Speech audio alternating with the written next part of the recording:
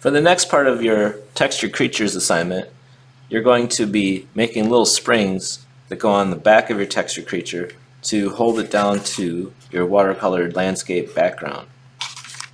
So what you're going to need to get started is a sheet of paper from your sketchbook, your scissors, and some glue. It could be a glue stick or liquid glue. First thing you're going to do is cut thin strips of paper. It might help you to draw them out before you cut them. So you want some kind of straight edge. A ruler or a sheet of folded paper makes a great straight edge. I can't seem to get mine picked up off the table. There we go. So I'm going to use my straight edge to draw straight lines. And I'll start by making, I think I'll need at least 6 springs, maybe not. So those are all about the same width. They don't have to be perfect. And then I'll cut them apart.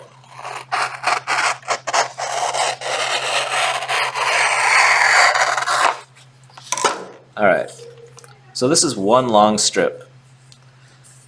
You can make springs with one strip or 2. I'm going to make these with 1 since they're kind of long. So to make it with 1, fold it in half, open it back up. On the fold, cross over so it's at a right angle like that. So it should be square in the corner like this.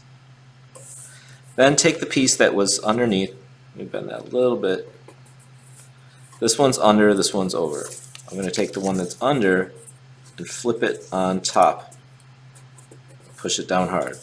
The one that's under now goes to the top. And I will keep taking the one that's at the bottom and folding it over the top one until I get to the end. I try to crease it every time it flaps over.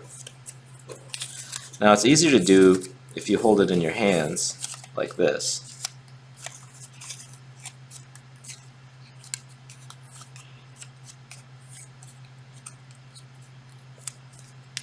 So that's the end. I can rip that piece off, and then I'm going to put a little drop of glue right there, not too much.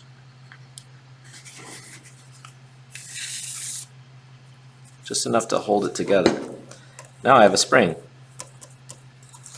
So instead of just having a fan fold piece of paper, I actually have 2 fan folded pieces of paper that are interlocked together, and they will pop back up and down when you do this. These are going to be glued to the back of your creature and then mounted on the background. So there's one, and then I'll do all of them, and then when they're all finished, I'll put a drop of glue on each one, and I'll lay it right on top of my background and push it down so that it's attached to the background. And what you're going to get is kind of a 3D effect where the texture creature is floating off of the back. It's going to have a little bit of space in between it. But you need about either 4 to 6 of these to make it really hold up. And that's it. When you're done, that means your texture creature is finished.